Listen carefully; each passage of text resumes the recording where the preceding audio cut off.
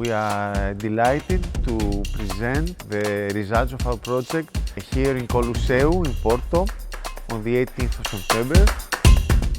The full event will be around live performance with other side events.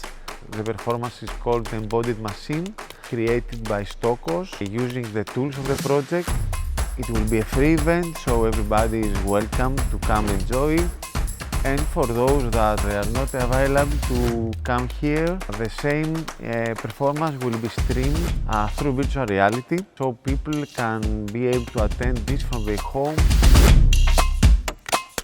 I think everybody can be interested. Of course, people that are fans of theatre and dance, but not only this, theatre and dance academics, or people that are excited about new technologies, or virtual reality and games, and how to get immersed into these kind of spaces and experiences.